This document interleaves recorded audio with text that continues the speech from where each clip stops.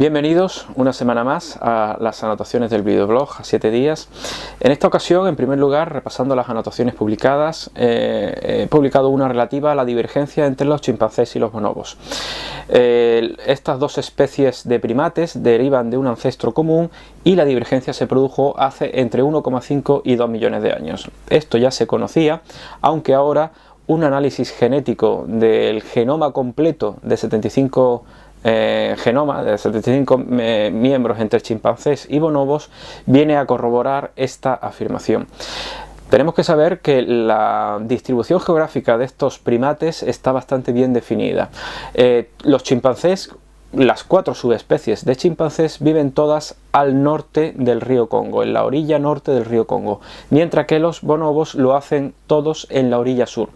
Esta separación física es una de las principales causas por las que se produjo esa divergencia, esa separación. De hecho, hay estudios que corroboran que el río Congo se formó también hace entre 1,5 y 2 millones de años, dando más apoyo a esta afirmación de que esa barrera geográfica provocó la especiación, la divergencia entre las dos especies. Ahora, este análisis genético viene a corroborar esto, pero también aporta datos muy relevantes acerca de un hecho que no se había demostrado con rotundidad, que es el flujo genético entre chimpancés y bonobos mucho después de esta divergencia. Estaríamos hablando que hace entre 200.000 y 500.000 años se produjo una mezcla de ADN entre estas dos especies. Tenemos que saber que la definición biológica de especie es aquella en la que los miembros de una población no se pueden reproducir o no pueden producir descendencia fértil con otra población. A partir de ese momento, ese aislamiento reproductivo lleva a la separación y por tanto a que entendamos que existen dos especies diferenciadas. Pues bien, este estudio confirma que hubo esa introgresión, es decir, una mezcla de ADN entre chimpancés y bonobos, cuyo análisis es muy relevante. Y es muy relevante porque estamos viendo que en el estudio de la evolución humana se han producido episodios semejantes entre, por ejemplo, los neandertales y los seres humanos modernos. Nosotros tenemos alrededor de un 1% de ADN neandertal, como ya expusimos hace unas semanas, y también ADN denisovano hay en nuestro genoma. Por lo tanto, comprender los mecanismos, la forma en la que se ha producido ese flujo genético nos ayudará a comprender cómo se ha producido la evolución humana. En definitiva, un estudio muy interesante que podéis consultar en la anotación del blog.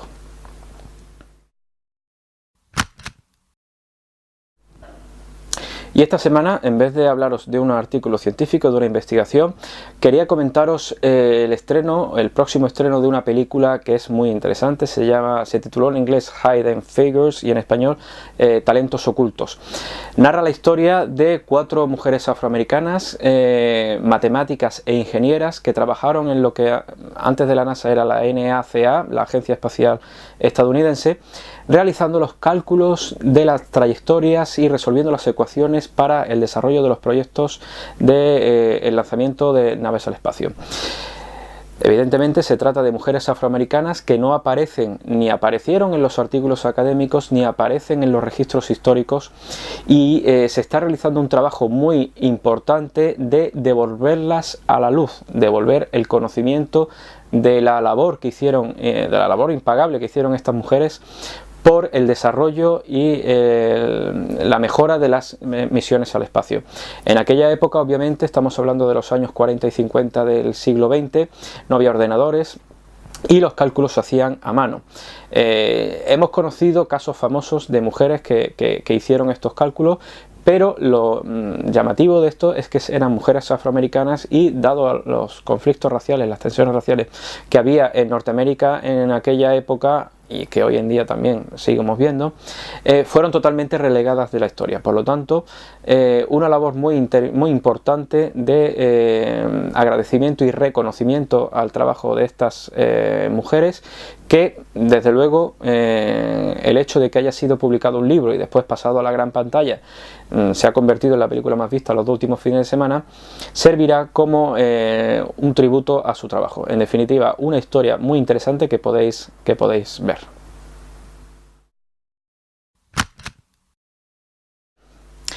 En cuanto al libro de la semana, esta semana os recomiendo El ojo desnudo de Antonio Martínez Rom, publicado en la editorial Crítica, y ojo que es un firme candidato a ganar el premio Prismas al mejor libro de divulgación del año publicado en España.